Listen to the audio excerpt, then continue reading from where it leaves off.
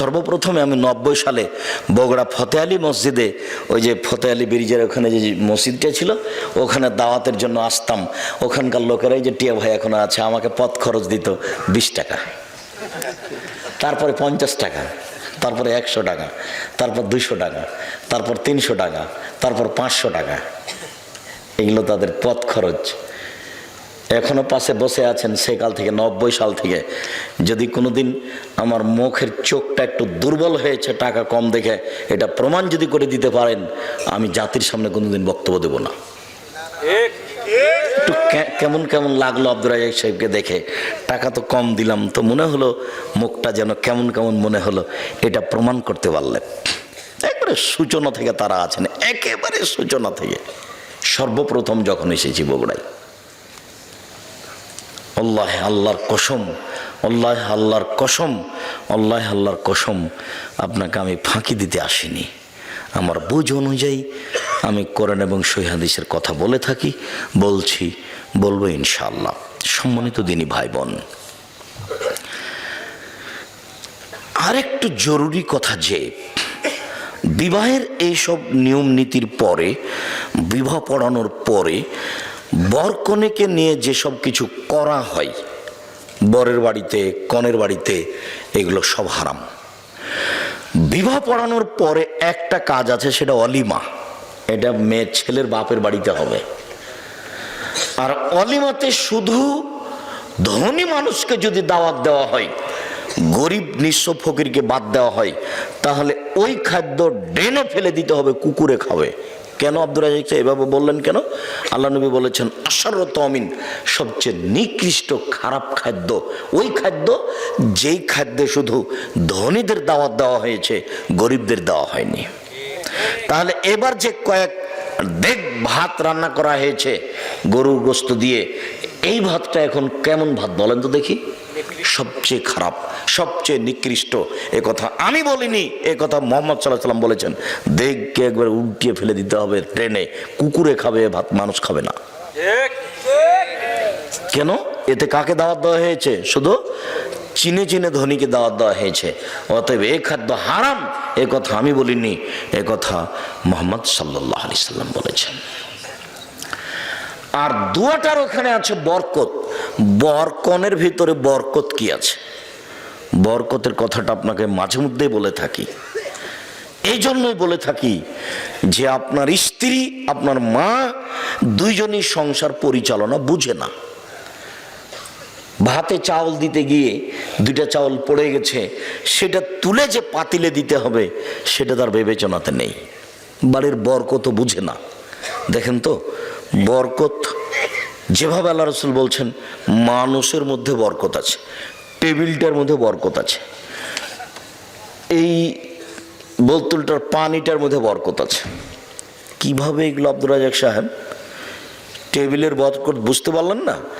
আজকে সন্ধ্যার সময় টেবিলটা করা হয়েছে, এমন এক জায়গাতে ঘরে রেখেছেন যে উপর থেকে বস্তা পড়ে টেবিলটা ভেঙে গেল, একদিনই শেষ। আর একটা টেবিল আপনাদের বাড়িতে আছে, আপনার দাদার করা, এখনো আছে। তার মানে ওই টেবিলটাতে বরকত আছে, এটাতে বরকত নেই।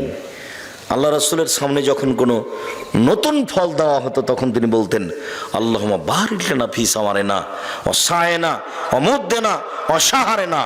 আল্লাহ তুমি আমাদের ফলে বরকত দাও, আমাদের শহরে বরকত দাও, আমাদের ওজনে বরকত দাও, আমাদের জিনিসপাতিতে বরকত দাও। রুজি ভিন্ন জিনিস, বরকত ভিন্ন জিনিস। রুজি ভিন্ন জিনিস, বরকত ভিন্ন জিনিস। খুতবা শেষে, বিবাহ পড়ানোর পরে প্রথম বাক্যটাই বললেন, আল্লাহুম্মা বারিক বারাকাল্লাহু লাকা ওয়া আলাইকুমা। আল্লাহ বরকত তোমাকে দেখ, তোমাদের দুজনকে দেখ, আর তোমাদের দুজনকে আল্লাহ কল্যাণের উপরে একত্রিত করুক। ধর্মের সাথে কারো ভালো সম্পর্ক নেই, কেননা ধর্ম কেউ বুঝে না। যারা প্রচার করছে তারাও বুঝে না, যারা বলছে তারাও বুঝে না। এখানে যিনি, ওনার নাম কি, কাজী, কাজীর খাতাতে 4 জন সাক্ষী লাগবে। এই খাতা ফেলে দিতে হবে, এই খাতা চলবে না। বিবাহের জন্য 4 জন সাক্ষী লাগে না, কয়জন লাগে? 2 জন। এখানে আবার ভাগ করে নিয়েছে, মেয়ের পক্ষ থেকে 2 জন, ছেলের পক্ষ থেকে 2 জন। তার মানে সূচনাতে গন্ডগোল। আল্লাহ নবী এ কথা বলেননি। আল্লাহ নবী মুহাম্মদ সাল্লাল্লাহু আলাইহি ওয়াসাল্লাম বলেছেন যে একটা বিবাহ জায়েজ হওয়ার জন্য কয়জন সাক্ষী লাগে? দুইজন। ও পুরুষের পক্ষে না মহিলার পক্ষে, এই কথা তিনি বলেননি। তিনি বলেছেন লা নিকাহা ইল্লা বিশাহিদাইনি, দুইজন সাক্ষী ছাড়া বিবাহ হয় না। ওয়ালা নিকাহা ইল্লা বিওয়ালিন, অভিভাবক ছাড়া বিবাহ হয় না। দুইজন সাক্ষী ছাড়া বিবাহ হয় না। একজন অভিভাবক ছাড়া বিবাহ হয় না। উকিল বাপ হারাম। নোয়াখালী, কুমিল্লা, পটুয়াখালী, সিলেট, চট্টগ্রাম ওইসব ডিস্ট্রিক্টে উকিল বাপই বাপ, ওর সাথে মরা পর্যন্ত জামাই মেয়ে সম্পর্ক রাখে। উকিল বাপকে ডেকে নিয়ে আসে, দাওয়াত খায়। যতদিন পর্যন্ত উকিল বাপ বেঁচে আছে ততদিন পর্যন্ত নিজের বাপের চেয়ে দামি মানুষ কে? উকিল বাপ। কথা বুঝতে পারলেন না মনে হয়? উকিল বাপ ধর্ম বাপ নয়। বিবাহের দিন যাকে উকিল করা হয় গার্জেন হিসেবে, জি, উকিল বাপই হারাম। বাপ বেঁচে থাকাকালীন উকিল বাপ চলবে না, বাপই তো উকিল। এটা আরবি শব্দ, যার হাতে বিবাহটা সমর্পণ করা হয়েছে। তো আল্লাহর নবী বলছেন যে বিবাহ সমর্পণ করা আছে বাপের হাতে। তো বাপকে বাদ দিয়ে জ্যাঠো কি করে এখানে উকিল হয়ে গেলেন? গ্রামের মলক কি করে উকিল হয়ে গেলেন? সেই উকিল বাপই চলছে বাকি জীবন। বাপ হিসাবে তাকে সম্মান করা, তাকে সময়ে কাপড় চোপড় দেওয়া, এইভাবে কত ডিস্ট্রিক্টে বাংলাদেশে, ভারতে, পাকিস্তানে উকিল বাপ চলছে। উকিল বাপ হারাম। বিবাহে কোনো উকিল বাপ ঢুকতে পাবে না। বিবাহের পরে যেটা সেটা অলিমা। এরপরে ছেলে মেয়ে জন্ম নিল, তাদের ব্যাপারে চিন্তা ভাবনা। আমরা আপাতত প্রথম অংশ শেষ করলাম। এভাবেই দু একটা টানা কথা বলে আমি কথাতে, যেহেতু বগুড়ার খবর জানা নেই, কাজে আমি চাঁপাইনবাবগঞ্জের ভাষার কথা বলে থাকি, চাঁপাইনবাবগঞ্জের গতির কথা বলে থাকি যে রাজশাহী চাঁপাইনবাবগঞ্জে বিবাহের শুরু থেকে এমন কোনো কাজ নাই যেটা জায়েজ। একটা কাজও জায়েজ নয়, সবই হারাম। ওইভাবেই বিবাহ চলছে শুরু থেকে নিয়ে শেষ পর্যন্ত। একটা কাজও জায়েজ নয় বিবাহের, সবই হারাম। এই এলাকা তো হতে পারে যে শুরু থেকে নিয়ে শেষ পর্যন্ত একটাও জায়েজ নয়, সবই হারাম। এইবার পারিবারিক জীবন, স্বামী স্ত্রী সংসার। রাদিয়াল্লাহু তাআলা আনহা বলেন যে আমার বান্ধবীদেরকে নিয়ে আমি দোলনায় খেলাচ্ছিলাম, আমার মা ডাকলেন আয়েশা, আমি দৌড়িয়ে আসলাম। আসতেই আমার মা আমার মুখে হাতে যেখানে ধুলোবালি লেগেছিল সেগুলো একটু ধুইয়ে দিলেন। ধুইয়ে দিয়ে আমাকে একটা ঘরে নিয়ে গেলেন। দেখি সেখানে আনসারীদের মহিলা। বিষয়টা আমি বুঝলাম না। আনসারীদের মহিলা আমাকে সুন্দরী করে সাজালো। আসমা বিনতে ইয়াজিদ বলছেন কাইয়ামতু আয়েশা তালে রাসূলুল্লাহ সাল্লাল্লাহু আলাইহি সাল্লাম, আমি আয়েশাকে রাসূলের জন্য সুন্দরী করে সাজালাম। ঠিক 8টা, 8:30, 9টার সময় আমার মা একটা ঘরে নিয়ে আমাকে ঢুকলেন। আমাকে সাজানো হয়েছে, সাজানো উচিত, কিন্তু নেল পালিশ নখে দেওয়া হারাম। নখ যেমন বড় করা হারাম, নেল পালিশ নখে দেওয়া হারাম। নেল পালিশ নখে দেওয়া ইহুদি খ্রিস্টানদের পতিতালয়ের মেয়েদের বৈশিষ্ট্য নয়। নেল পালিশ নখে দেওয়া ইহুদি খ্রিস্টানদের পতিতালয়ের মহিলাদের বৈশিষ্ট্য। কপালে টিপ দেওয়া হারাম। হিন্দু মেয়েকে বিবাহ করার 10টি পদ্ধতি আছে, তার একটি পদ্ধতি হচ্ছে রাক্ষসী বিবাহ। মেয়ের বাপ বিবাহ দিবে না, ছেলে জোর করে বিবাহ করবে। কোন রকম করে যদি কপালে টিপ দিয়ে দিতে পারে তাহলে বিবাহ হয়ে গেছে। হিন্দুদের মেয়েকে বিবাহ করার 10টি পদ্ধতি আছে, তার একটি পদ্ধতি হচ্ছে রাক্ষসী বিবাহ, আর সেটা হলো কপালে টিপ দেওয়া। হিন্দুদের পক্ষ থেকে এসেছে কপালে টিপ দেওয়া। কাজে কোন মুসলিম মহিলা কপালে টিপ দিতে পাবে না, চিরদিনের জন্য হারাম। কোন মহিলা নখে নেল পালিশ দিতে পাবে না, চিরদিনের জন্য নেল পালিশ দেওয়া হারাম। কি দিবে? মেহেদি দিবে। একজন মহিলা রাসূলের কাছে একটা পত্র দিল, তার প্রয়োজনীয় কথা। পত্রটা দিতেই আল্লাহ রাসূল বললেন আইয়াত রাজুলিন মিমরা, এই হাতটা পুরুষের না নারীর? মানে আল্লাহ রাসূল হাতটার নিন্দা করলেন। ওই হাতে মেহেদি লাগানো ছিল না। মহিলা তো মেহেদি লাগানো নেই কেন? তার মানে মহিলা মানুষকে হাতে মেহেদি লাগাতে হবে জরুরি। পুরুষ মানুষের হাতে পায়ে মেহেদি লাগা হারাম। পুরুষ মানুষ হাতে পায়ে মেহেদি লাগাতে পাবে না। পুরুষ মানুষ মেহেদি লাগাবে দাড়ি পেকে গেলে, চুল পেকে গেলে, চুল দাড়িতে। তাছাড়া হাতে মেহেদি দিতে পাবে না, নখে মেহেদি দিতে পাবে না, এটা মহিলাদের।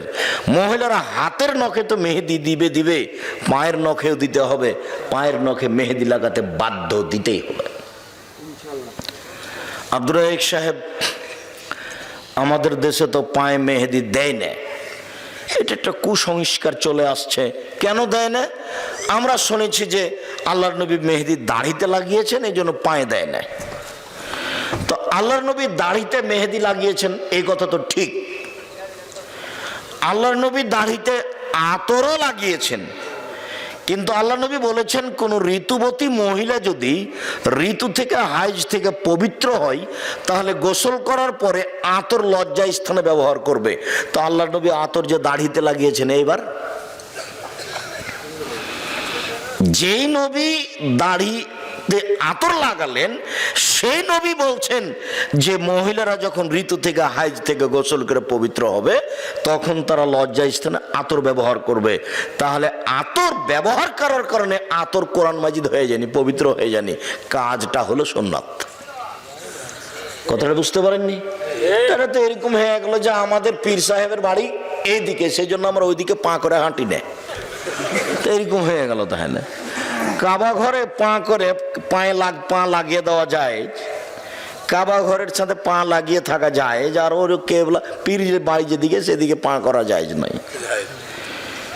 মানে ধর্ম নিচে নামতে নামতে নামতে মানুষের কাছে আর ধর্ম বলে কোনো জিনিস নাই। ওর বিবেক যেমন নষ্ট হয়ে গেছে, মনে করছে ধর্ম তেমন নষ্ট হয়ে গেছে। মহিলারা হাতে এবং পায়ে মেহেদি লাগাতে বাধ্য, জরুরি। আয়েশাকে সুন্দরী করে সাজানো হলো। পুরুষের জন্য ওইসব জিনিস চলবে যা দেখতে পাওয়া যায় না, গন্ধ পাওয়া যায়। পুরুষের জন্য ওইসব জিনিস চলবে যা দেখতে পাওয়া যায় না, গন্ধ পাওয়া যায়। আর মহিলাদের জন্য ওইসব জিনিস জরুরি যা দেখতে পাওয়া যায়, গন্ধ পাওয়া যায় না, যা দেখতে পাওয়া যায়, গন্ধ পাওয়া যায় না। তাহলে যেসবগুলো হাটে বাজারের জিনিস আছে সুন্দরী হওয়ার জন্য, আসকারা মাস্কারা, আইলা মাইলা যা আছে সব, কিন্তু আপনার ওই নেইল পালিশ এখনই না করলাম। আর আরেকটা জিনিস আছে যে ওরা সুন্দরী হয়ে সাজার জন্য ওই ভুরু তুলতে পাবে না। ভুরু প্লাক করা হারাম, এটা তোলা হারাম, আল্লাহ রাসূল নাকচ করেছে। দাঁতকে ছিলে চিকন করা হারাম। উঁচু স্যান্ডেল পরে নিজেকে লম্বা মেয়ে দেখানো হারাম। ব্রেসিয়ার পরে নিজেকে কম বয়সের মেয়ে দেখানো হারাম। সে নিজের সুবিধার জন্য ব্রেসিয়ার পরবে, সেটা ভিন্ন কথা, কিন্তু প্রতারণামূলক পরবে সেটা নিষেধ। যেসব জিনিস তার মুখে হাতে লাগালে তার রূপ চেহারা বাড়বে, তা ব্যবহার করতে পারে, কোনো সমস্যা নেই। উল্লেখ্য যে বিউটি পার্লারে কোনো মহিলা ঢুকতে পাবে না। ওখানে ওই মহিলার সামনে মাথায় কাপড় ফেলে মাথার চুল সাজ করবে আর সাজগোজ করবে, এটা হারাম। কোন মহিলার সামনে এভাবে নিজের শরীর থেকে কাপড় সরিয়ে, মাথা থেকে কাপড় সরিয়ে সাজগোজ করবে, এটা হারাম। কোনো মহিলার সামনে পারে না। অতএব বিউটি পার্লারে কোনো মহিলা ঢুকতে পাবে না। বিউটি পার্লারে মহিলাদের জন্য ঢোকা চিরদিনের জন্য হারাম। হ্যাঁ, বিউটি পার্লারে ওর মা আছে, কেউ নেই, বুঝা গেল না? তখনও কি না যায়? না, তা নয়। আব্দুর রাজ্জাক সাহেব বলেছেন যে মহিলাদেরকে সালোয়ার কামিজে মেক্সি চাদর পরতে হবে, শাড়ি নয়। শাড়ি যদি পরে তাহলে 2 ছাঁটের ব্লাউজ পরতে হবে। 2 ছাঁটের ব্লাউজ মানে যার হাত আছে কবজি পর্যন্ত, নিচের দিক কোমরের নিচে চলে যাবে, 1 থেকে 1.5 গজ কাপড়ের ব্লাউজ বানাতে হবে। তো আমি কথা বলেছি, কথা ঠিক। তো আমি কি বলেছি যে আপনার স্ত্রীর ছোট ব্লাউজ পরা নিষেধ? তা আমি বলিনি। আমি বলেছি যেখানে তার দেবর ভাসুর আছে, গ্রামবাসী যায়, সেখানে ছোট ব্লাউজ হারাম। যেখানে তার দেবর নেই, ভাসুর নেই, গ্রামবাসী নেই, সেখানে ছোট ব্লাউজ কেন, ব্রেসিয়ার পরে থাক। ব্রেসিয়ার কেন, এমনিতেই থাক না কেন কাপড় ছাড়া, সেটা তার পারিবারিক ব্যাপার। আপনার পরিবারের সাথে আমি কোনো হস্তক্ষেপ করতে আসিনি, আপনি আপনার মতো থাকেন। আমি বলছি যে যে বাড়িতে তার দেবর ভাসুর আছে সেই বাড়িতে একজন মহিলা ছোট ব্লাউজ পরে থাকতে পারে না। যদি থাকে তাহলে তার স্বামী দায়ুস, তার স্বামী এখন তাহাজ্জুদ পড়ে জান্নাত কিনতে পারবে না। শরীয়ত বিধান এইভাবে করা আছে। মহান আল্লাহ বলেন,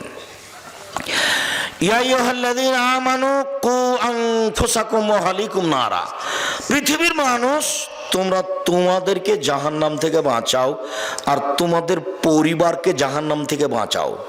অত্র আয়াতে বোঝা যায় যে পরিবারের মালিক তার পরিবারকে জাহান্নাম থেকে বাঁচাতে পারে।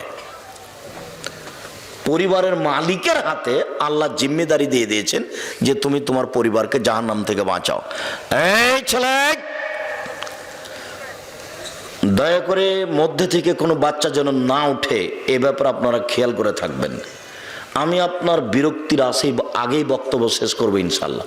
আমি অত কোরআন হাদিস জানি না যে আব্দুল্লাহ বিন ফজল রাহিমের মতো ফজরের আজান পর্যন্ত বক্তব্য দিব। আমার অত জানাও নেই, আমি অত পারিও না। 1-1.5 ঘন্টা, খুব বললে 2 ঘন্টা। কাজে আপনাকে আমি একটু ধৈর্য ধারণ করে বসে থেকে আলোচনা শোনার জন্য অনুরোধ জানাই। আমি আপনার কিছু না কিছু উপকার করবই করবো ইনশাল্লাহ।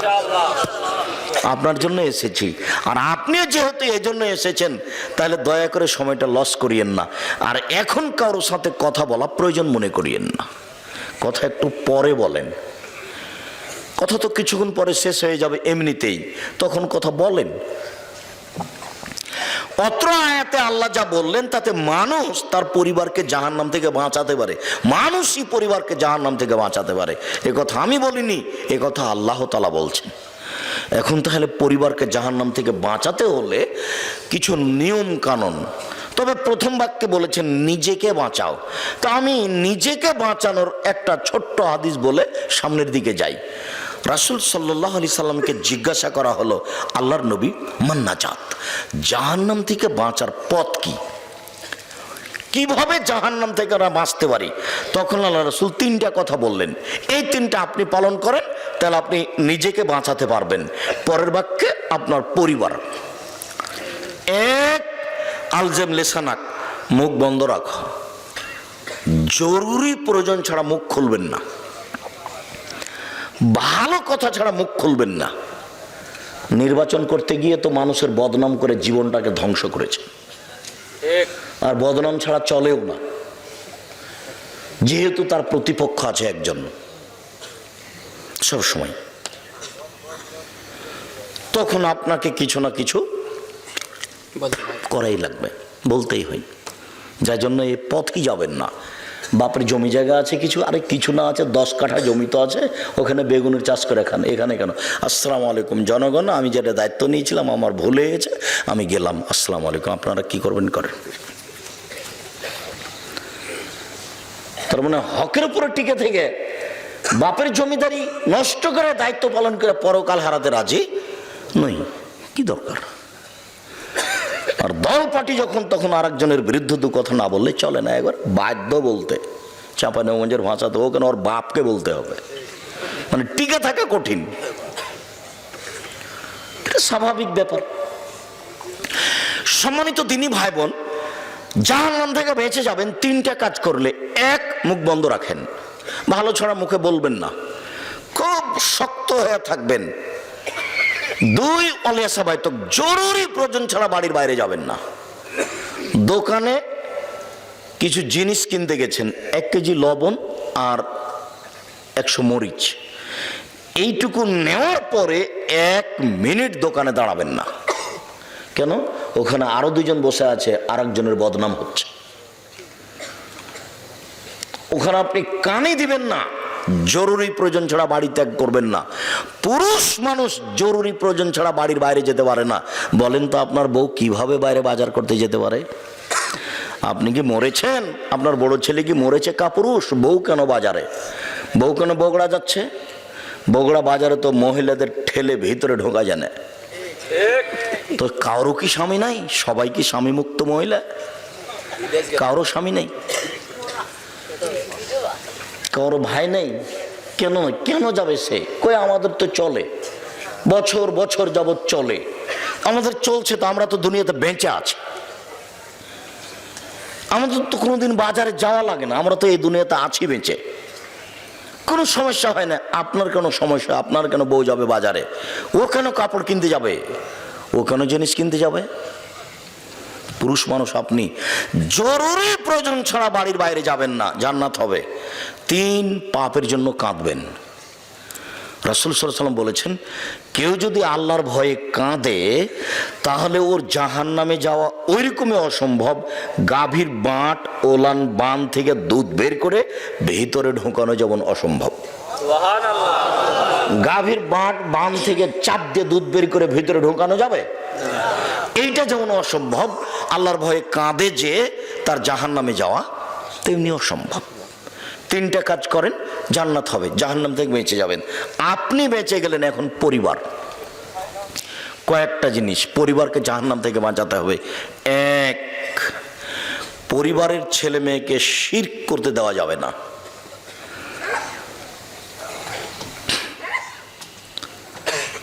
আমি কবি নজরুল ইসলামের মানের হানি করিনি, আমি কবি নজরুল ইসলামের মানের হানি করিনি, আমি ঠাকুরের মানের হানি করেছি। আর কবি নজরুল ইসলামের মানের হানি করেছি এই জন্য 1000 কোটি টাকার মামলা সুনামগঞ্জ কোর্টে আর 5000 কোটি টাকার মামলা সিলেট কোর্টে। তো আমি নজরুল ইসলামের মানের হানি কি করলাম? আমি বলেছি, নজরুল ইসলাম বলেছেন মসজিদের পাশে কবর দিও ভাই, কবর থেকে যেন মুয়াজ্জিনের আজান শুনতে পাই, এই গুনাহগার গোর আজাব হতে পাইবে রেহাই। তখন আমি বলেছি, বল হিসাব নজরুল ইসলাম সাহেব কোরআন হাদিস জানতেন না, জানলে তিনি এই কথা বলতেন না। মসজিদের পাশে কবর কেন? কাবা ঘরের নিচে ঢুকে দিলে 1 পয়সা লাভ হবে না, কর্ম অনুযায়ী বিচার হবে, এ কথাই ঠিক। আমি এই কথা বলাতে নজরুল ইসলামের মানের হানি করেছি বলে আমার বিরুদ্ধে মামলা করা হয়েছে। ঠাকুর তো আপনাকে মানুষই মনে করে না, ঠাকুর আপনাকে পশু মনে করে। যখন আপনি ঢাকা বিশ্ববিদ্যালয় খুলতে গেলেন তখন ঠাকুর বলছে কলকাতা থেকে, ওরা বাংলা ভাষা জানে না, বেটারা বিশ্ববিদ্যালয় বানাবে। বঙ্গভঙ্গের বিরুদ্ধে আপনাদের নিন্দা করে একটা কবিতা লিখেছিল 25 লাইনের, কলিকাতা প্রেস ক্লাবে পড়েছিল। সর্বপ্রথম এই কবিতা পড়েছিল ভদ্রলোক, জাতি যখন বিপদে ঠাকুর তখন বিলাতে, জাতি যখন বিপদে ঠাকুর তখন বিলাতে। 25 লাইনের কবিতা বলেছিল।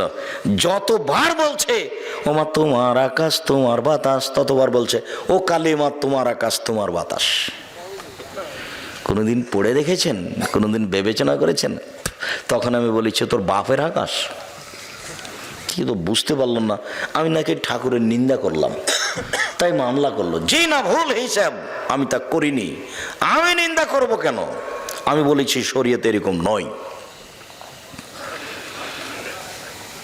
ছেলে মেয়েকে শিরক থেকে বাঁচাতে হবে। জাহান্নাম থেকে বাঁচালে 1 নাম্বার বাপের প্রয়োজন, ছেলে মেয়েকে শিরক থেকে বাঁচানো। লোকমান হাকিম বলছেন, বোনাইয়া ও আমার আদরের ছেলে, লা তুশরিক বিল্লাহ, আব্বু আল্লাহর সাথে শিরক করো না, ইন্না শিরকা লাযুলমুন আযীম, শিরক হচ্ছে সবচেয়ে বড় পাপ। পাপের জগতে সবচেয়ে বড় পাপ হলো শিরক। ছেলে মেয়েকে শিরক মুক্ত করতে হবে। পরিবারকে যেতে দিতে হবে না কবরের কাছে। কবরের কাছে কিছু পাওয়া যাবে না, কবর থেকে কোনো জিনিস কাউকে ছেলে দিতে পারে না।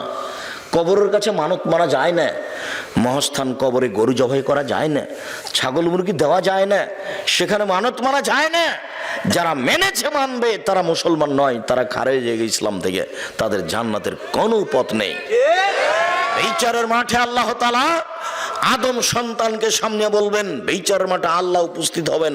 যখন আদমের ছেলে মেয়ে উপস্থিত হবে তখন আল্লাহ বলবেন, ইবনে আদম লাতাইতে নবী করাবের যে খাতায়া সুমা লাকিতা আলাইনা তুশরিফ শায়া লাতিত কবে করাবে মাগফিরা। এ আদমের ছেলে মেয়ে শোনো, আজকে যদি তোমরা আকাশ জমিন পরিমাণ পাপ নিয়ে উপস্থিত হয়ে থাকো, তোমাদের পাপ আর পাপ, আকাশ জমিন একবার পরিপূর্ণ হয়ে আছে পাপে, আমি তোমাদের এই পরিমাণ ক্ষমা নিয়ে উপস্থিত হয়েছি যদি শিরক না থাকে। তোমাদের পাপ যত আমার ক্ষমা তত, তোমাদের পাপ যত আমার ক্ষমা তত যদি শিরক না থাকে। তোমাদের পাপ যে পরিমাণ আমার ক্ষমা সেই পরিমাণ, তোমাদের পাপ যে পরিমাণ আমার ক্ষমা সেই পরিমাণ যদি শিরক না থাকে। তো এবার আপনার হুজুরকে বলেন যে আব্দুর রাজ্জাক সাহেব বা আহমদ সাহেব শিরক কোনটা, উনি যদি বলেন যে বাংলাদেশে কোনো শিরক নেই, ভালো কথা। আর যদি বলেন যে শিরক আছে, তাহলে ঠিক তাকে বলতে হবে আমি খাকসার আমার বুঝে যা আছে তা আমি শিরকের নোট করেছি, বক্তব্যও আছে। এদেশে একটা বই পাওয়া যায় কে বড় ক্ষতিগ্রস্ত। আমাকে কিনতে বলিয়েন না, যে আপনি লিখেছেন আপনি কিনেন, তাহলে তো আমি আপনার উপকার করতে পারবো না। কে বড় লাভবান বইটা লিখেছি জঙ্গিদের বিরুদ্ধে 2005 সালে, যেদিন সরকার স্বপ্নেও দেখেনি জঙ্গি, সেদিন আমি কলমে লিখেছি এদেশের মাটিতে জঙ্গি বিরোধী বক্তব্য আমার চেয়ে কারো কঠোর কঠিন আছে তা আমার জানা নেই। আমার আগে জঙ্গি বিরুদ্ধে কলম ধরেছে কেউ আমার আগে তা আমার জানা নাই। 2005 সালে আমার বইটা ছাপা, বইয়ের নাম কে বড় লাভবান। এক লাইন পড়লে বুঝতে পারবেন আপনার সুবিধে, ক্ষতিগ্রস্ত এক লাইন পড়লে বুঝতে পারবেন আপনার ক্ষতি, তার নামই হলো ক্ষতিগ্রস্ত। কে বড় ক্ষতিগ্রস্ত আর ওটা কে বড় লাভবান। ওতে এক জায়গাতে সিরিয়াল দেওয়া আছে, এটা শিরক এটা শিরক এটা শিরক এটা শিরক, সিরিয়াল দেওয়া আছে। আর ধারাবাহিক কোথায় কোথায় কোথায় কোথায় শিরক হয় এগুলো সব উল্লেখ করা আছে। এখন আপনার ইমাম যদি বলেন যে আমাদের দেশে শিরক নাই, ভালো কথা, বিচারের মাঠে আল্লাহ বলবেন যে তোমার যদি শিরক না থাকে তাহলে তোমার পাপ যত আমার ক্ষমা তত। সেদিন কি আল্লাহও বুঝবেন না যে কোনটা শিরক? নাউজুবিল্লাহ মিন যালিক। ও তো খুব ভালো বুঝবেন, তো সর্বশক্তিমান, সব কিছু গাতা, সব কিছু জানেন, তিনি আলিম, সব কিছু জানেন। ছোট শিরক, আমি কথা বলছি টিকটিকি টিকটিক করে উঠলো, তা আপনি বললেন হ্যাঁ আপনি ঠিক বলেছেন, ওই যে টিকটিকি বলল, তা আমি ঠিক বলেছি কি না এটা আল্লাহ ভালো জানেন। তো টিকটিকি কিভাবে জানলো? তো আল্লাহর সাথে কাউকে সমান করে দেওয়ার নাম হলো শিরক। যখনই গাড়িটা ছুটেছে ঢাকা থেকে বা গোবিন্দগঞ্জ গাইবান্ধা থেকে রংপুর থেকে, তখন থেকে বারবার কন্ট্রাক্টর বলছে, ড্রাইভার বলছে কন্ট্রাক্টরকে, ভাই মহাস্থানে 10টা টাকা দিও, ভাই মহাস্থানে 10টা টাকা দিয়ে দিও। কেন? তার মাথায় কাজ করছে যে মহাস্থানে 10টা টাকা দিলে গাড়িটা অ্যাক্সিডেন্ট হবে না, ও কবর থেকে ঠেকিয়ে দিবে অ্যাক্সিডেন্ট যেন না হয়। এর নাম শিরক। অ্যাক্সিডেন্ট ঠেকাতে পারে কে? আল্লাহ। ড্রাইভারের ধারণাই যে ওই কবরে যে আছে সেও পারে, নাউজুবিল্লাহ মিন যালিক। তার নাম শিরক। ছেলে মেয়েকে, আহাল পরিবারকে জাহান্নাম থেকে বাঁচাতে হলে বাপ স্বামী 1 নম্বর কাজ কি করবে বলেন তো? শিরক থেকে ছেলে মেয়েকে বাঁচাবে। তো বাপই তো শিরক বুঝে না, বাপকে শিরক বুঝার জন্য আজকে অনুরোধ জানাচ্ছি, যাওয়ার সময় যদি একটা বই থাকে কে বড় ক্ষতিগ্রস্ত, নিজে যদি পড়তে না পারেন তাহলে ছেলেকে বলবেন আবু পড়ো তো, কোথায় শিরক আছে আমি একটু অবগত হই। দেখে দেখে দেখে দেখে শিরক ছেড়ে দিবেন, ছেলে মেয়েকে ছাড়াতে বাধ্য করবেন। এদেশের জন্মগতি হচ্ছে শিরকের উপরে, এদেশের জন্ম স্বভাবই খারাপ। আপনাকে আমি বলিনি যে সৌদি আরবের একটা বাচ্চা, খুব দুষ্ট বাচ্চা, সাইকেলে চড়ে যাচ্ছে, যেতে যেতে একটা ইঁটে ধাক্কা খেয়ে উল্টে পড়ে গেছে।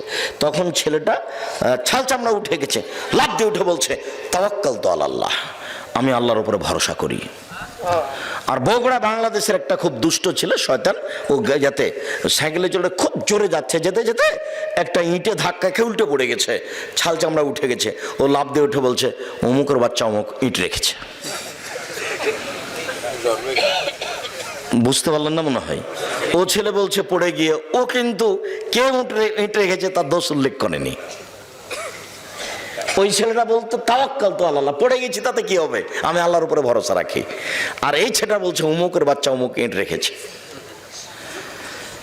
এ তাওয়াক্কাল তো আল্লাহ, আল্লাহর উপরে ভরসা রাখে আমি, এই কথাই জানে না। ওর জন্মসূত্রই এরকম নয়, মাও জানে না, বাপও জানে না, এমনিতে চলছে। ওর বাপ বিবাহ দিয়েছে ছেলের, তাই বউয়ের কাছে গেছে, তাই বাচ্চা হয়ে গেছে, এই জন্য বাপ। ও কিভাবে বাপ হয় সেটা তার জানা নাই, কিভাবে মা হয় তার জানা নাই। একটু আমি ভুলে যেতে পারি, এখানেই দুটা কথা বলে যাচ্ছি, একটা মাকে আর একটা বাপকে। এক, বাপ মান কারাত লাহু ওয়ালাদা মান ওয়ালাদা লাহু ওয়ালাদান, কারো যদি ছেলে মেয়ে জন্ম নেই, ফাল ইহসান ইসমাহু, সেজন্য তার সুন্দর নাম রাখে। বাপ যেন ছেলে মেয়ের একটা সুন্দর নাম রাখে। তো তার ছেলেটার নাম লিটন, লিটন বলেই ডাকছে বাপ। বাপেরও স্বভাব ভালো নয়, মায়েরও নয়। তার আবার বলছে যে ভালো নাম আর একটা আছে, ডাকে খারাপ নাম বলে, আর ভালো নাম আর একটা আছে। তার মানে গতি স্বভাবই উল্টা। সুন্দর নাম রাখতে হবে। ও আদাবাহু, সুন্দর শিষ্টাচার দিতে হবে। শিষ্টাচার তো বাপ মায়ের জানা নাই, শিষ্টাচার কাকে বলে একটু পরে আমরা আসছি। ফাইজা বালাগা, ছেলে মেয়ে যখন বড় হয়ে যাবে, ফলে ইজবে জহু, বাপ তার বিবাহ দিয়ে দিবে। ফাইজা বালাগা, ছেলে মেয়ে যদি বড় হয়ে যায়, ওলা মিজাবে জহু, যদি বাপ তার বিবাহ না দেয়, ফাইন আসাবা ইসমান, ওই ছেলে মেয়ে যদি পাপ করে, ফাইন ইসমলা আবিহে, সে পাপ তার বাপের হবে। ক্লাস শিশুতে মেয়েটাকে ভর্তি করেছেন, যায় আসে, পঞ্চমে উঠেছে তখন মেয়েটা যুবতী, অষ্টমে উঠেছে তখন মেয়েটা যুবতী, ওই পোশাকে যাচ্ছে। এখন যত মানুষ দেখছে, সমস্ত মানুষের যত পাপ হচ্ছে, তত পাপ আপনার মেয়ের হচ্ছে, ওই পরিমাণ পাপ আপনার হচ্ছে, সমান সমান। এক পাপ তিন ভাগে বিভক্ত, যে দেখেছে সেই, আর মেয়েটা আর মেয়ের বাপ, কারোটা কম হবে না। এবার আপনার মেয়ে আজিল হক কলেজে পড়ছে, ভালো, ও আবার গেছে এতে চিল্লাই গেছে লন্ডন, মেয়ে এখানে পড়ছে। ধর্ম পাগল মনে হচ্ছে এদের কাছে। কি করে হয় এটা, হয় কি করে, এটা চলে কিভাবে, আল্লাহ ভালো জানে। উপস্থিত বৈঠকের দিনই মুসলিম বোন শোনেন, আপনাকে বলছে, হ্যাঁ মেয়ে কথা বলছো কেন, তোমার মাথায় কাপড় নেই কেন, শরম করো না, তুমি ইতস্তবোধ করো না, লজ্জাবোধ করো না, একটা দিনই বৈঠকে এসেছে, তোমার মাথায় কাপড় নেই কেন? উপস্থিত বৈঠকের মুসলিম বোন এদিকে শোনেন, এদিকে খেয়াল করেন, আপনার গল্প শুনতে আসেনি, শুধু আপনাকে বলছি খাস করে এই কথাটা। আগেরটা বললাম আপনার স্বামীকে, আপনার স্বামীর উচিত ছিল জন্মের 7ম দিনে আকিকা দিয়ে নাম রাখা। 7 দিনের দিনই আকিকা হতে হবে, 7 দিনের আগে বাচ্চা মারা গেলে আকিকা দিতে হবে না, 7 দিন পার হয়ে গেলে আকিকা দিতে হবে না। আকিকার গোশত বাপ মাই খাবে, অন্যরাকে দেওয়া যায়। আকিকার পশুর কোনো শর্ত নেই, শিষ্টাচার দিতে হবে বাপকে, বাপকেই বলে দিতে হবে, আব্বু আব্বু, বাড়িতে যখন ঢুকবা তখন সালাম দিয়ে ঢুকবা, আব্বু, এটা শিষ্টাচার, সালাম দিয়ে ঢুকবা। সালাম দিয়ে ঢুকনি? আর বেটা আমাদের গাভীটা যখন আমরা গোহালে নিয়ে যাই, তখন তো সালাম দেয় না, ও যে গরু, ওকেও সালাম দেবে, তো তুমিও দেওনি, তো তুমিও কি গরু? বুঝে না, ওরা অন্তর আছে, বুঝে না, দেখেও দেখে না, ওরা চক্ষু আছে, দেখে না, শোনেও শোনে না, ওরা কান আছে, শোনে না। উলায়েকা কালানাম, তারা পশু প্রাণীর মতো, তারা গরু ছাগলের মতো, তারা কুকুর শ্রীগেলের মতো, ভাল হওয়া যাল বরং তার চেয়ে খারাপ। গরু ছাগল যখন গোহালে যায় তখন সালাম দিতে পারে না, ও সালাম দেওয়ার বস্তু নয়, কিন্তু আপনি দিবেন, আপনিও দিলেন না। আল্লাহ এখন বলছেন, তুমি কি গরু ছাগলের মতো হয়ে গেছো? তুমি দিলে না কেন? পরের বাক্যে যে আল্লাহ বলছেন যে কুকুর শ্রীগালের চেয়ে খারাপ, এইটা কে? এটা তোমার বাপ। আব্দুর রাজ্জাক সাহেব, আপনাকে অনেক সম্মান করি, আমার বাপ কুকুর শ্রীগালের চেয়ে খারাপ এই কথা বলছেন কেন? আপনাকে খুব ভালোবেসে নিয়ে এসেছি, কথা একটু বিবেচনা করে বলেন, নাহলে আমরা খুব কষ্ট পাবো। আমার বাপ কুকুর শ্রীগালের চেয়ে খারাপ এই কথা বলছেন কেন? আমি তোমার আব্বাকে কুকুর শ্রীগালের চেয়ে খারাপ বলিনি, তবে তোমার দাদা মরা 10 বছর হলো। এটা বগুড়া নয়? হ্যাঁ, বগুড়ার স্বভাব আমার খুব ভালো জানা আছে। তোমার দাদা মরা 10 বছর হলো, তোমার দাদার জমি জায়গা তোমার বাপ সকালে পাবে আর তোমার ফুফু বিকেলে পাবে, এরকম না? একসাথে একসাথে। তো 10 বছর থেকে তোমার বাপ জমি খাচ্ছে, কই তোমার ফুফুকে তো দেয়নি। তোমার বাপ যদি কুকুর শ্রীগালের চেয়ে খারাপ না হয়, তাহলে খারাপ কে? তুমি আজকে তোমার বাপকে বলে দিও, আব্বা ভাগ্য ছাড়া দুনিয়াতে আসেনি, ভাগ্য নিয়ে এসেছি আব্বা। ভাগ্যে যদি জমিদারি থাকে জমিদারি করেই খাবো, ভাগ্যে যদি ভিক্ষা করা থাকে ভিক্ষা করে খাবো, ফুফুর জমি খাবো না। এই কথা তোমার বাপকে বলিও, সন্ধ্যা হতে তোমার ফুফুকে যেন তোমার বাপ জমি ভাগ করে দেয়। দিতেই হবে, তোমার বাপ দিতে বাধ্য। তোমার বাপের বিচারের মাঠে দেরিতে হবে। যে জাকাত ওসর দেয়নি, ধানের ওসর দেয়নি, টাকার জাকাত দেয়নি, সেও জালেম, তোমার বাপও জালেম। তো ওসর দিল না তো জালেম কিভাবে? ও ফকিরের টাকা মেরে খেয়েছে, এই জন্য। ওসর যদি কেউ খেয়ে নেয়, না দেয়, তাহলে ধানের ওসর তাহলে কার ধানটা মেরে খেলো? ফকিরের। ও তো ধানটা তো ওর নয়, ওই ধানটা কার? ওটা ফকিরের। তো এটা তোমার বাপ মেরে খেলো, তোমার বাপের বিচার দেরিতে হবে, জালেমের বিচার দেরিতে হবে, তোমার বাপেরও বিচার দেরিতে হবে। তোমার বাপ তোমার ফুফুর জমি মেরে খেয়েছে, আর দেরিতে বিচার মানে বুঝো, বিচারের মাঠে ভালো মানুষের বিচারের সময়সীমা হলো ফরজ সালাতের সমান। ধরে নাও মাগরিব সালাতের 3 রাকাত সালাত, 3 রাকাত, তা আদায় করতে কতক্ষণ লাগবে? 5-7 মিনিট। জোহরের 4 রাকাত সালাত কত সময় লাগবে? 5-10 মিনিট। তাহলে বিচারের মাঠে ভালো মানুষের বিচারের সময়সীমা হলো 5 মিনিট, 7 মিনিট, 10 মিনিট, 1 ওয়াক্ত সালাত আদায় করার সমান। আবার আল্লাহ নবী বলেছেন যে যার বিচার দেরিতে হবে, ওর চেয়ে যার বিচার তাড়াতাড়ি হবে, ও 500 বছর আগে যাবে।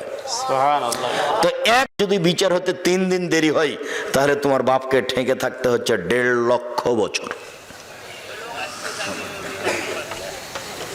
অথচ বিচারের মাঠে ভালো মানুষের সময়সীমা কত? 5 মিনিট, 7 মিনিট, 10 মিনিট। মানে মূল কথাটা মনে থাকবে তো? ভালো মানুষের বিচারের সময়সীমা কত বলেন তো? 1 ওয়াক্ত ফরজ সালাত আদায়ের সমান। আমরা ফরজ সালাতের একটা সময় ধরলাম যে এরকম হতে পারে। কথা বুঝতে পেরেছেন তো? আল্লাহর নবী ফরজ বিচারের মাঠের সময়সীমাটা কি দিয়ে বুঝিয়েছেন? ফরজ সালাতের সময় দিয়ে বুঝিয়েছেন। আবার বলেছেন যে গরিব মানুষ 500 বছর আগে চলে যাবে ধনী মানুষের। আবার বলেছেন একদিন সমান 50,000 বছর। আবার বলেছেন জালেমের বিচার দেরিতে হবে। যেমন যে সুদ খেয়েছে তার বিচার দেরিতে হবে। কেন? বিচারের মাঠে একটা রক্তের নদী বানানো হবে, দিয়ে ওই লোককে ফেলে দেওয়া হবে, দিয়ে তার মুখের উপরে পাথর মেরে তাকে মারতে থাকা হবে। চলবে চলবে চলবে, তার মানে বিচার তার পরে হবে, চলবে। কত দিন দেরি হবে আল্লাহ ভালো জানে। তারপরে বিচার হয় জাহান্নাম না জান্নাত। ও সুদ খেয়েছে, সেজন্য বিচার মাঠে এইভাবে। একটা লোক যাকাত দেয়নি, তো তার ধান শস্যকে সব তার কাঁধে তুলে দেওয়া হবে। ও কাঁধে করে নিয়ে ঘুরবে ঘুরবে, কতদিন ঘুরবে। আবার তার ধান টান যা আছে ওকে সাপ বানিয়ে দেওয়া হবে, গলায় তুলে দেওয়া হবে, বারবার দংশন করবে আর চলতে থাকবে। কতদিন দেরি হবে আল্লাহ ভালো জানেন। আবার যদি সেগুলো গরু ছাগল মহিষ হয় তাহলে ওকে ফেলে দিবে, দিয়ে তখন গরু ওকে শিং দিয়ে গুতাতে থাকবে আর পা দিয়ে ডলতে থাকবে। কতদিন চলবে আল্লাহ ভালো জানে। যদি 3 দিন দেরি হয় তোমার বাপের ওসর না দেওয়ার কারণে বিচারের, তারা 1.5 লক্ষ বছর দেরি হলো। আর ওইদিকে তোমার বাপ জালেম, তোমার ফুফুর জমি তোমাকে দেয়, তোমার বাপ দেয়নি, তাহলে ও তো কুকুর সিরিয়ালের চেয়ে খারাপ। ওর বিচার কত দেরি হতে হবে আল্লাহ ভালো জানে। তাহাজ্জুদ পড়লেও হবে না, ওইটা ভিন্ন জিনিস, সেটা ভিন্ন জিনিস। ছেলে নাই, শুধু মেয়ে, সেই জন্য বাপে কি করেছে, সবটুকু জমি মেয়েদের নামে লিখে চলে গেছে। ভাতিজারা আছে তাদেরকে দিবে না, মানে ও জাহান্নামে চলে গেছে তো ঢুকেনি কেন, মরেনি এই জন্য। মরলেই জাহান্নামে যাবে, তার বাঁচার কোনো পথ নাই, কেন ও জালেম, ও হক নষ্ট করেছে। ভাতিজাদের হককে কি করেছে, নষ্ট করেছে। দেয়নি কেন, বলে ভাতিজাদের সাথে মারামারি আছে সেই জন্য। ভাতিজা যতদিন পর্যন্ত চাচাকে জবে না করেছে ততদিন পর্যন্ত ভাতিজা ভাগ পাবে। এমনি যদি মেরে থেকে গালি দিয়ে থাকে তবু ভাতিজার ভাগ নষ্ট হবে না। গন্ডগোলে ভাতিজার ভাগ নষ্ট হয় না। জোর করে একটা রাগের উপরে কিছু করবেন সেটাই সিদ্ধান্ত, এ কথা ঠিক নয়। সম্মানিত দিনী ভাই বোন, এক, পরিবারকে, ছেলে মেয়েকে শিরক থেকে বাঁচান, তাহলে ওরা জাহান্নাম থেকে বেঁচে যাবে। পরিবার ও পারিবারিক জীবন। 2, ওমর আহলাকা বিসসালাত ওয়াসতাবির আলাইহা, নিজে সালাত আদায় করো এবং পরিবার ছেলে মেয়েকে সালাত আদায় করতে বলো, তাহলে পরিবার জাহান্নাম থেকে বেঁচে যাবে।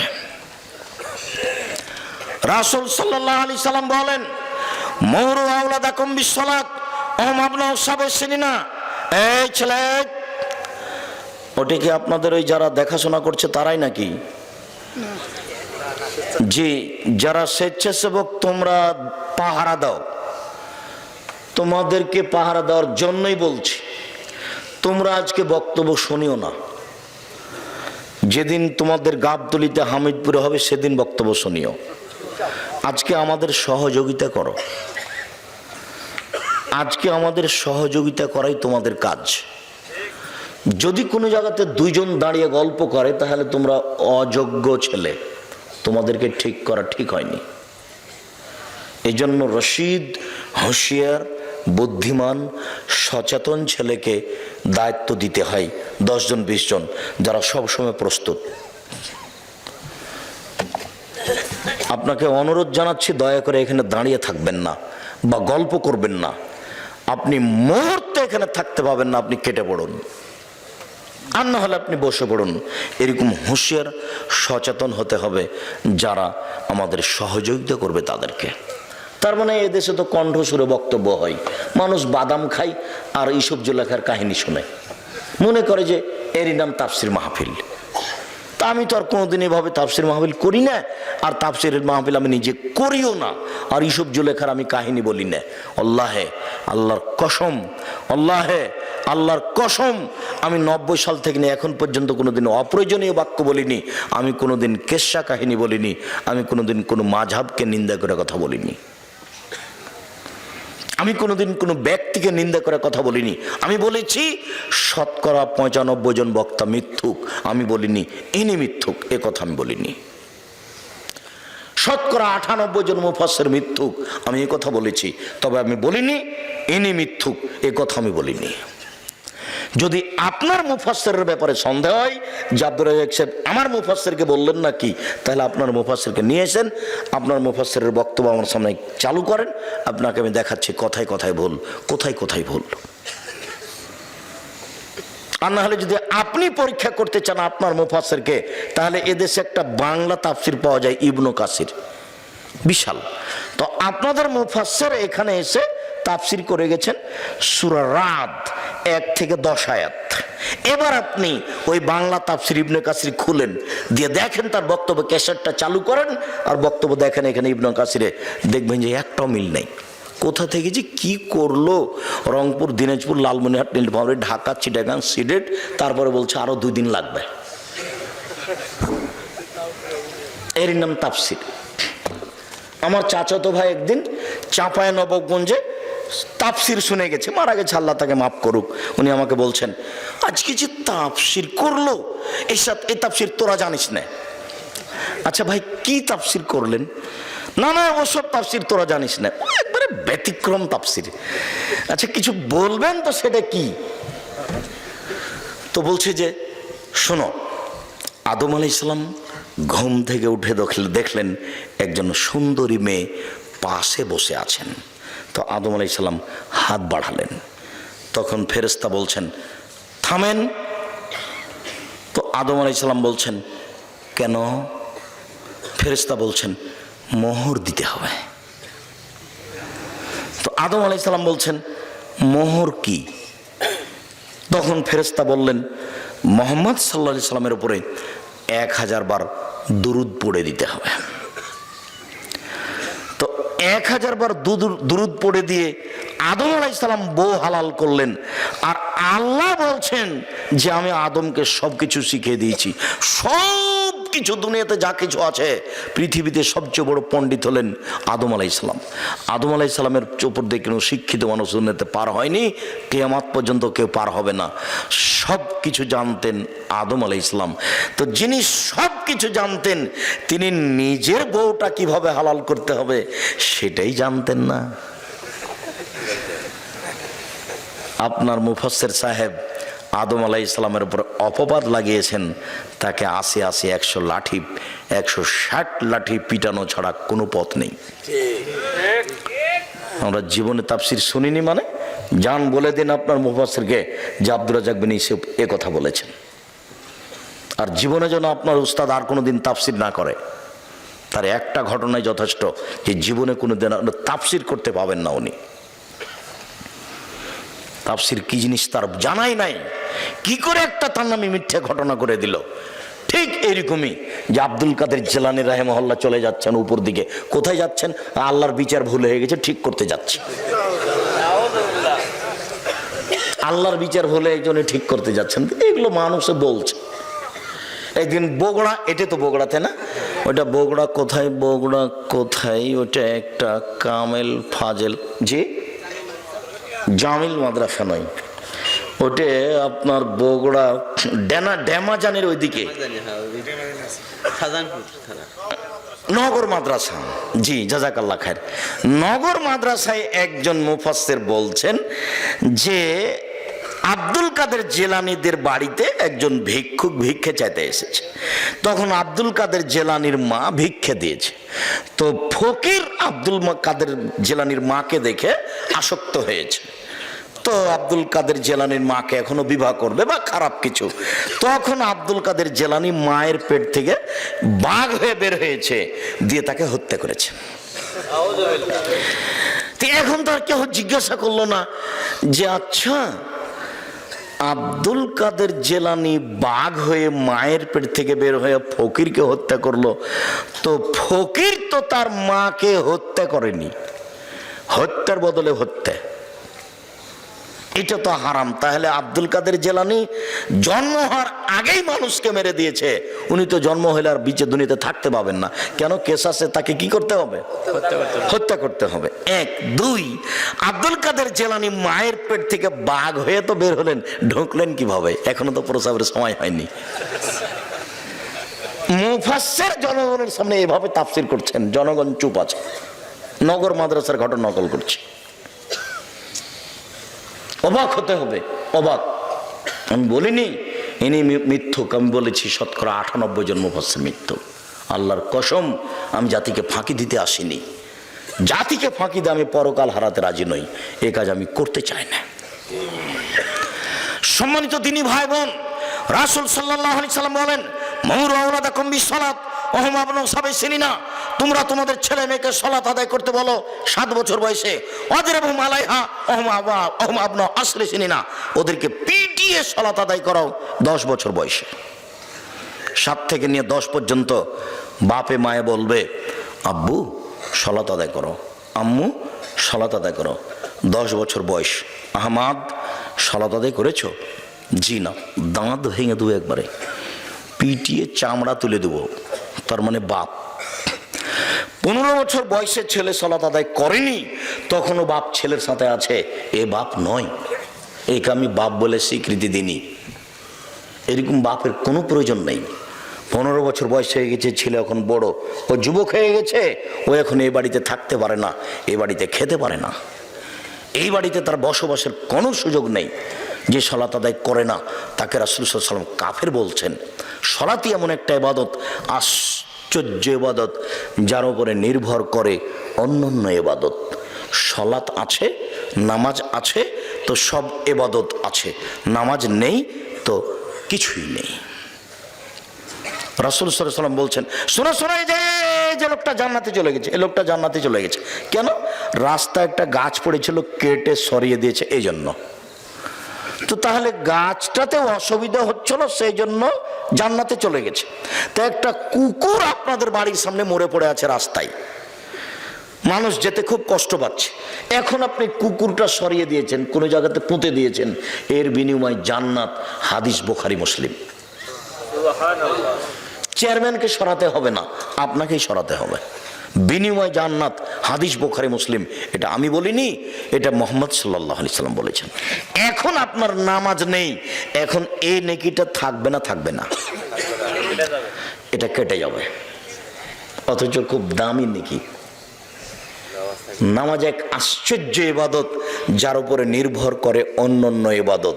আপনি তো বহুদূরের কথা, 15 বছর বয়সের ছেলে আপনার বাড়িতে আছে, নামাজ পড়ে না, তখন আপনি বাপ, এ কথা ঠিক নয়। 15 বছর বয়সের মেয়ে নামাজ পড়ে না, তখন আপনি মা বাপ, এ কথা ঠিক নয়। উপস্থিত বৈঠকের মুসলিম বোন, আপনাকে অনুরোধ জানাচ্ছি, এই মেয়ে শোনো, তোমার বয়স 15 বছর, তোমাকে সতর্ক করি। তোমাকে সতর্ক করতে গিয়ে একটা কথা ছেড়ে এসেছি, যাক ওটা পরে হবে। এখানে আপনাকে জরুরিভাবে বলতে চাচ্ছি এই যে আপনার মেয়েটা 15 বছর বয়স, সালাত আদায় করে না, আপনার বাঁচার পথ কোথায়? আপনি কেমন মা? বাধ্য অজু করে সালাত আদায় করতে হয়, পানি নেই, তায়াম্মুম করে করবেন, মাটি নেই, বিনা অজুতে বিনা তায়াম্মুমে সালাত আদায় করবেন। দাঁড়িয়ে সালাত আদায় করতে হয়, দাঁড়িয়ে থাকা যায় না, বসে থেকে করবেন, বসে থাকা যায় না, শুয়ে থেকে করবেন। কেবলার দিকে মুখ করে নামাজ পড়তে হয়, কেবলা বোঝা যায় না, কেবলা ছাড়াই নামাজ পড়বেন। পরিষ্কার কাপড় পরে নামাজ পড়তে হয়, পরিষ্কার কাপড় নেই, যেই কাপড়ে পেশাব পায়খানা লেগে আছে ওই কাপড় পরেই নামাজ পড়বেন। আমি পেশাব পায়খানা সহ পড়তে বলিনি, যখন নেই তখন আপনি কি করবেন? পরিষ্কার অপরিষ্কার কোনো কাপড়ই নেই, উলঙ্গ হয়ে আছেন, এই অবস্থাতে আপনাকে নামাজ পড়তে হবে না, আপনি বাধ্য। সম্মানিত দিনী ভাই বোন, আমাদের আজকের আলোচনা পরিবার ও পারিবারিক জীবন। পরিবারকে জাহান্নাম থেকে বাঁচানোর দ্বিতীয় পথ হলো সালাত। ছেলে মেয়ে যখন আছে তখন তাকে সালাত আদায় করতে বাধ্য করতে হবে। তৃতীয়, আর রাজুল সৈয়দ অল মারাত সৈয়দা। এই পরিবারে স্বামী হচ্ছে কর্তা আর স্ত্রী হচ্ছে কর্ত্রী। স্বামী হচ্ছে কর্তা আর স্ত্রী হচ্ছে কর্ত্রী। নিজের কাজ করে যে তাকে বলে কর্মী, অপরের কাজ দেখে যে তাকে বলে কর্তা। নিজের কাজ করে যে তাকে বলে কর্মী, অপরের কাজ দেখে যে তাকে বলে কর্তা। আপনি নিজে নামাজ পড়ছেন, আপনি কর্মী। যখন আপনার ছেলেকে বলছেন, আব্বু আজান হয়েছে, চলো চলো আব্বু, চলো চলো ওযু করে চলো, এখন আপনি কর্তা। আপনার স্ত্রী নিজে উঠে সালাত আদায় করলো রাত্রে, তখন আপনার স্ত্রী মহিলা কর্মী। ঘুম থেকে উঠে আপনার বৌমাকে বলছেন, খালেদা আম্মু উঠো, আম্মু উঠো, বৌমা উঠো, আজান হয়ে গেছে, ওযু করে সালাত আদায় করো। এখন আপনার স্ত্রী কর্ত্রী, ও তার দায়িত্ব পালন করছে। ও যদি দায়িত্ব পালন না করে বিচারের মাঠে ঠেকে যাবে, ওর জাহান্নাম হবেই। রাসূল সাল্লাল্লাহু আলাইহি ওয়াসাল্লাম বলছেন, অল মারাতু রাইয়ে, স্ত্রী বাড়ির বৌমার শাশুড়ি, মেয়ের মা, একে বিচারের মাঠে অক্ষরে অক্ষরে পরিবারের জবাব দিতে হবে। যদি টিকতে না পারে ফলাফল জাহান্নাম, আপনাকে অক্ষরে অক্ষরে জিজ্ঞাসা করা হবে। যদি টিকতে না পারেন ফলাফল জাহান্নাম। এদিকে একটু জরুরি কথা, দায়িত্বশীল হিসাবে পরিবারের উপরে কঠোরতা। এক, আনফিকালা ইয়ালিক মিন তাওলিক, তুমি তোমার ছেলে মেয়েকে উপার্জন করে খাওয়াও। বাপ ছেলে মেয়েকে খাওয়াবে উপার্জন করে, বাপের জমিদারি দিয়ে, আর না হলে চাকরি ব্যবসা করে, আর না হলে দিন মজুরি করে বাপ ছেলে মেয়েকে খাওয়াবে, আর না হলে বাপ ছেলে মেয়েকে খাওয়াবে ভিক্ষা করে। শেষ পর্যন্ত বাপ ছেলে মেয়েকে কি করে খাওয়াবে? ভিক্ষা করে। মেয়ে কেন গার্মেন্টসে গেল বাপ বেঁচে থাকাকালীন? কথা বুঝাতে পারিনি আমি মনে হয়। বাপ শেষ পর্যন্ত ছেলে মেয়েকে কি করে খাওয়াবে? ভিক্ষা করে। ছেলে মেয়েকে খাওয়ানোর দায়িত্ব কার? বাবার। এ কথা আল্লাহর নবী বলছেন। আমি বলিনি যে ছেলে মেয়েকে ভিক্ষা করে খাওয়ান, আমি বলছি আপনার বাপের জমিদারি দিয়ে খাওয়ান, সমস্যা নেই। আপনি ব্যবসা করে খাওয়ান, আপনি দিন মজুর করে খাওয়ান। যদি কোনোটাই না থাকে তখন আপনার কি হবে? তখন আপনি শেষ পর্যন্ত ভিক্ষা করে ছেলে মেয়েকে খাওয়াবেন, পড়াবেন, আপনার ছেলে টোকাই হতে পারে না, আপনার ছেলে রাস্তায় নামতে পারে না, গার্মেন্টসে যেতে পারে না। এটা আপনার দায়িত্ব, জরুরি দায়িত্ব। শুনুন, এরপর আল্লাহ রাসূল বলছেন, ওয়ালা তারফ আসাকা আদাবান মিন আহলিক, পরিবার থেকে শিষ্টাচারের লাঠি উঠিয়ে নিও না। ওইখানে তিনি বললেন ছেলে মেয়েকে পিটিয়ে নামাজ পড়াতে হবে, আর এইখানে তিনি বলছেন যে পরিবার থেকে লাঠি উঠানো যাবে না। সময়ে ছেলে মেয়ে স্ত্রীকে লাঠির মাধ্যমেই সংশোধন করতে হবে, এ কথা রাসূল সাল্লাল্লাহু আলাইহি সাল্লাম বলেন। 2, 3 রাসূল সাল্লাল্লাহু আলাইহি সাল্লাম বলছেন, আল্লেক আসাকা আলা বাবেক, তুমি তোমার লাঠিটা তোমার দরজায় ঝুলিয়ে রাখো। তোমার ছেলে মেয়ে দেখে মনে করবে একটু যদি 19-20 হয় তাহলে আমার আব্বা এই লাঠি দিয়ে সংশোধন করবে, এই কথা রাসূল সাল্লাল্লাহু আলাইহি সাল্লাম বলেন। তিনি আদেশ করেন পরিবারকে কন্ট্রোল করার জন্য লাঠি ব্যবহারের। সাথে সাথে আপনি মনে রাখবেন, পৃথিবীতে সবচেয়ে দামি মানুষ, পৃথিবীতে সবচেয়ে সম্মানী শিক্ষিত মানুষ, এই ছেলে তোমরা খুব সতর্ক থাকো।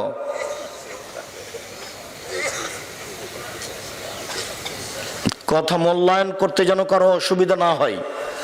আমরা আপনাদের কিছুক্ষণ পরেই ছেড়ে দেব, কাজে আপনারা পরিবেশ নষ্ট করে কোনো জায়গাতে দাঁড়িয়ে থাকার চেষ্টা করবেন না। আর পেশাব পায়খানার প্রয়োজন হলে একটু দেরিতে, কিছুক্ষণ পরেই আমরা আপনাদের অবসরে চলে যাব। কাজে আপনি মনে করবেন না কোনো সময় যে আমি এই কথাগুলি ছেড়ে চলে যাই, বা একটু চা খেয়ে আসি, বা একটু পানি পান করে আসি, এটা আপনি মনে করবেন না। আপনার সব কিছু দোকানপাট অপেক্ষা করছে। ছেলে মেয়েকে সংশোধন করতে হবে লাঠি দিয়ে।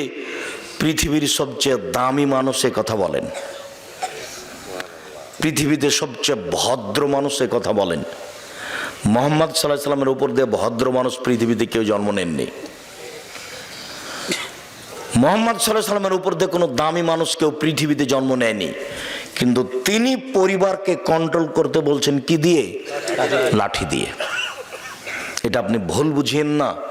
আপনার মেয়েই রাস্তাঘাটে চলছে কেন? আপনার কারণে। এখন আপনার মেয়ে মাথায় কাপড় না দিয়ে বসে আছে আপনার স্বভাবের কারণে। আপনার স্বভাবই খারাপ। আপনার স্ত্রী এখানে বসে আছে ছোট ব্লাউজ পরে, আপনার স্বভাবের কারণে। বিবাহ করতে পারলেই স্বামী হওয়া যায় না, ক্ষমতার নাম স্বামী। আল্লাহ রাসূল বলছেন, যুবক ক্ষমতা থাকলে বিবাহ করো। ক্ষমতা মানে স্ত্রী মিলনের ক্ষমতার নাম ক্ষমতা নয়। ক্ষমতা মানে মোহর দিতে পেরেছি 2 লক্ষ, তার নাম ক্ষমতা নয়। ক্ষমতা মানে স্ত্রীর জন্য বাড়ি তৈরি করেছি, পেশাব পায়খানা তৈরি করেছি, তার নাম ক্ষমতা নয়। ক্ষমতা মানে চোখ যেভাবে ঘুরে বউ সেভাবে চলে, তার নাম ক্ষমতা। চোখ যেভাবে ঘুরে মানে বউকে যেভাবে উঠতে বলে সেভাবে উঠে, বউকে যেভাবে বসতে বলে সেভাবে বসে, তার নাম ক্ষমতা। আয়েশা রাদিয়াল্লাহু তাআলা আনহা বলছেন, তার বদনামের কথা, তার খালাকে নিয়ে পেশাব পায়খানা করতে বাইরে গেছে, তো ফিরে আসার সময়তে তার খালা পায়ে কাপড় বেঁধে পড়ে গেছে। তখন তার খালা বলছেন, মেস্তা ধ্বংস হোক। তখন আয়েশা রাদিয়াল্লাহু তাআলা বলেন, কি খালা, মেজটা হচ্ছে বদরি সাহাবী, আপনি তার বদদুয়া করলেন কেন? কেন খালা বললেন মেজটা ধ্বংস? ছি ছি ছি ছি খালা, এটা কথা হলো? মেজটা হচ্ছে বদরি সাহাবী, বদরে উপস্থিত ছিলেন, বদরের যুদ্ধে। তখন খালাতে বলছে, এই খাকের মেয়ে, তুমি জানো বগুড়ার ভাষায়, ধুর হামদা, তুই জানিস ঘটনা কি? কি খালা? মেজটা তো তোর নামে বদনাম করেছে, তুই নাকি সাফনের মুআত্তালের সাথে জেনা করেছিস, এটা যে সবাই বলছে। মেজটা বলে বেড়াচ্ছে, খালা এ কথা কি আল্লাহর নবী জানেন? হ্যাঁ। খালা এ কথা কি আমার আব্বা জানেন? হ্যাঁ। খালা এ কথা কি আমার আম্মা জানেন? হ্যাঁ, সবাই জানে। একটু পর আল্লাহর নবী এসেছেন বাড়িতে। তখন আল্লাহর নবীকে আয়েশা বলছেন, আমি আমার বাপের বাড়ি যেতে অনুমতি চাচ্ছি। বুখারী মুসলিমের হাদিস। আমি বুঝাতে পারিনি কি বলতে চাচ্ছি। আমি বুঝাতে চাচ্ছি যে আয়েশা বাপের বাড়ি যাবে, তাই অনুমতি চাচ্ছে কার কাছে? স্বামীর কাছে। আমি যদি বুঝাতে না পারি তাহলে আমি অক্ষম, জাতিকে বুঝাতে পারলাম না যে ধর্ম কাকে বলে। আপনার স্ত্রী আপনাকে না বলে পা বাইরে ফেলতে পারে না, এই কথা মুহাম্মদ সাল্লাল্লাহু আলাইহি সাল্লাম বলেন। পৃথিবীর সবচেয়ে দামি মহিলা এই জটিল পরিস্থিতিতে স্বামীকে না বলে বাড়ির বাইরে যেতে পারছেন না। বাড়ির বাইরে যাওয়ার কোনো অধিকার নেই। আর একটা ঘটনা দেখবেন, শুধু খালি ওই যে স্বামী কবরস্থানে এখানে দাঁড়িয়ে হাত তুলে দোয়া করছেন, এইটুকু গেছেন বাইরে, তাই মাথায় কাপড় দিয়ে যাচ্ছেন। উনি বলছেন যে দেখলাম আল্লাহর নবী আমার পাশে শুয়ে গেলেন জুতা স্যান্ডেল কাপড় চোপড় রেখে। তারপর তিনি ভাবলেন যে আমি ঘুমিয়ে গেছি, কিন্তু আসলে আমি ভান করে ঘুমিয়ে আছি। আমি আল্লাহর নবীকে দেখবো তিনি যান কোথায়, আমি ঘুমাইনি, আমি ভান করে ঘুমিয়ে আছি। তিনি উঠলেন, জুতা স্যান্ডেল নিলেন, কাপড় নিলেন, ধীরে দরজাটা খুললেন, বাইরে চলে গেলেন। আমিও উঠলাম, কাপড় চোপড় নিলাম, মাথায় কাপড় দিয়ে নিলাম। গভীর রাত, এই 20 রাত হবে। মসজিদে নববী থেকে কবরস্থান পাশে আছে। 20 রাত 30 রাত না হয় হলো। এইটুকু আয়েশা বের হয়ে যাচ্ছেন, সুন্দর করে মাথায় কাপড় দিয়ে বের হচ্ছেন। দেখি স্বামী ওই যেখানে হাত তুলে দোয়া করছেন। ঘুরলেন, আমিও ঘুরলাম। জোরে হাঁটলেন, আমিও জোরে হাঁটলাম। দৌড়ালেন, আমিও দৌড়ালাম। আমি আগে বিছানে চলে এসেছি। আল্লাহর নবী আমার পাশে এসে বলছেন, কি খবর আয়েশা, মোটা শ্বাস কেন? গা হসে গেছে। দেখেন, আসলে আমি পরীক্ষা করছিলাম আপনি আমার কাছ থেকে অন্য কোনো স্ত্রীর কাছে যান নাকি, এটা দেখছিলাম। তো দেখলাম আপনি কবরস্থানে গিয়ে হাত তুলে দোয়া করছেন। মাথায় কাপড় দিয়ে গেলেন পৃথিবীর সবচেয়ে দামি মহিলা, এইটুকু রাস্তা, রাতে কোনো মানুষ নেই। আরেকটা কথা শোনেন, আয়েশা রাদিয়াল্লাহু তাআলা বলছেন, আল্লাহর নবীর কবর হলো আমার ঘরে। তো আমি এখন ওই ঘরে ঢুকি, মাথায় কাপড় দিনে অত হিসাব করি না, কেন এটা আমার স্বামীর কবর। কয়দিন পরে কবর হলো ওখানে আমার বাপের, তখন আমি মাথায় কাপড় দিনে এমনিতেই ঢুকি, কেন এটা আমার স্বামীর কবর, এটা আমার বাপের কবর। কয়দিন পরে ওখানে কবর হলো উমারের, তখন আমি লজ্জা করি, না না না না, এখানে একজন বেগানা পুরুষ আছে, বড় শক্তিশালী মেজাজি মানুষ। আমার বড় লজ্জা হয় উমরকে। আমি সেদিন থেকে ওখানে মাথায় কাপড় ছাড়া একদিনও ঢুকিনি। আয়েশা মরা মানুষকে লজ্জা করেন, মাথায় কাপড়ে তো ঢোকেন, আর আপনি মহিলা মানুষ, আপনার শরম হয় না? কি করে আপনি ছোটবেলা পরে পুরুষের সামনে হাঁটেন, আপনার একটু লজ্জা হয় না কেন? কি করে আপনি মাস্টার ডিগ্রি পাস মহিলা, আপনার মাথায় কাপড় নিয়ে দিন রাত ঘুরে বেড়াচ্ছেন, আপনার একটু লজ্জা হয় না কেন? শরম হয় না কেন? হায়া হয় না কেন? আপনার স্বামী কা পুরুষ একটু বলে না কেন? আপনার বাপ কা পুরুষ একটু বলে না কেন? সব মিলে সংসার, বাপ মিলে সংসার, স্বামী মিলে সংসার, স্বামী স্ত্রী মিলে সংসার, লাঠি দিয়ে সংসার, এ কথা মুহাম্মদ সাল্লাল্লাহু আলাইহি সাল্লাম বলেছেন, আমি বলিনি। আমি এখানে বলার কিছুই না, কেউ না। আয়েশা একটা মরা মানুষকে লজ্জা করছেন, কথা মনে হয় বুঝাতে পারলাম না। জি, শুক্রিয়া, জাযাকুমুল্লাহ খায়ের। আপনি কথাটা স্মরণ রাখেন, সময় আপনি বলতে পারবেন যে বিষয়টি এরকম। সম্মানিত দিনী ভাই বোন, আমরা এই অংশে খুব তাড়াতাড়ি এসে আরেকটা ছোট্ট অংশ বলে শেষের অংশের দিকে যাচ্ছি। আরেকটা অংশ হচ্ছে এই, রাসূল সাল্লাল্লাহু আলাইহি ওয়াসাল্লাম বলেন, মান কানাত লাহু ওয়ালিদা ফাআল্লামাহা ফাহসানা তালিমাহা ওয়া আদ্দাবাহা ফাহসানা তাতিবাহা। কারো যদি কাজের মেয়ে থাকে, সেজন্য তাকে শিখিয়ে দেয়, সুন্দর শিখিয়ে দেয়, শিষ্টাচার শিখিয়ে দেয়, সুন্দর শিষ্টাচার শিখিয়ে দেয়, তাহলে তার ডবল নেকি। ছেলে মেয়েকে তো পড়াতে হবেই, কাজের মেয়েকে পড়াতে হবে, কাজের মেয়েকে শিষ্টাচার শিখিয়ে দিতে হবে। আমি আর আপনি বুঝতে পারলাম না শিষ্টাচার কাকে বলে।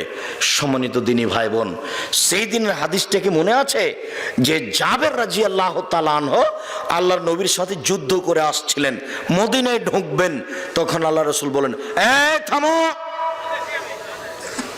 বাড়ি যেতে পাবা না, এইখানে অবস্থান করো, সকালে মদিনায় ঢুকতে হবে, এখন নয়। তখন জাবের বলছেন, আল্লাহর নবী, আমি নতুন বিবাহ করেছি, আমাকে বাড়ি যেতে অনুমতি দেন। তখন আল্লাহ রাসূল বলছেন, বিকরা নাম সাইয়্যিব, কুমারী মেয়ে বিবাহ করেছো না তালাক প্রাপ্তা মেয়ে বিবাহ করেছো? তখন তিনি বলছেন, সাইয়্যিব, তালাক প্রাপ্তা মেয়ে বিবাহ করেছি। তখন আল্লাহ রাসূল বললেন, হাল্লা বিক্রান তুলাইবকা, তুমি অবিবাহিতা মেয়ে কেন বিবাহ করলে না? তুমি তার সাথে খেলতে, ও তোমার সাথে খেলতো, তুমি তার সাথে খেলতে, ও তোমার সাথে খেলতো। আল্লাহর নবী তো যা বললেন। এখন জাবের রাদিয়াল্লাহু তাআলা কি বলছেন শুনেন। আল্লাহর নবী, আমার বাপ উহুদের যুদ্ধে শহীদ হয়েছেন 6টা মেয়ে রেখে, আমার 6টা বোন আছে, আমার বোনদের সমবয়সের মেয়েকে আমি বিবাহ করতে চাইনি। আল্লাহর নবী, আমার বোনদের সমবয়সের মেয়েকে আমি বিবাহ করতে চাইনি। কেন? লেতুয়াদ্দেবাহুন্না, আমার স্ত্রী যেন আমার বোনদেরকে শিষ্টাচার দিতে পারে। বলে তুয়াল্লেমাহুন্না, আমার স্ত্রী যেন আমার বোনদেরকে শিখিয়ে দিতে পারে। 3, বলে তুরাজ্জালাহুন্না, আমার স্ত্রী যেন আমার বোনদের মাথার চুল চিরুনি করে দিতে পারে। সৌদি আরবে জন্মের 7 দিনের দিন মাথা নেড়ে করা হয়, আর মাথার চুল ছোট করা হয় না, যার জন্য মাকে যত্ন সহকারে মাথার চুল চিরুনি করে দিতে হয়। আমি আমার বোনদের সমবয়সের মেয়ে বিবাহ করিনি 3টি কারণে। 1, শিষ্টাচার। বলো যুবক, তোমার ছোট ভাইয়ের প্যান্টটা টাকনুর নিচে আছে, এটা কোন শিষ্টাচার? বলো যুবক, তোমরা সবাই বাড়িতে ঢুকছো সালাম ছাড়াই, বলো এটা কোন শিষ্টাচার? বলেন আপনার দিনী ভাই, আপনারা সবাই বাড়িতে আছেন, আপনার বাড়িতে চলাফেরা হচ্ছে, সবাই কেউ যখন বিদায় নিচ্ছে তখন টাটা বাই বাই বলে বিদায় দিচ্ছে, সবাই আপনারা বাম হাতে খাচ্ছেন, পান করছেন, এটা কোন শিষ্টাচার? একটুকু কেন আপনাদের শিষ্টাচার বলে একটু শরম হয় না? আপনার বাড়িতে একটা মোবাইল রিং হচ্ছে, অন করে আপনি বললেন হ্যালো, কেন আপনি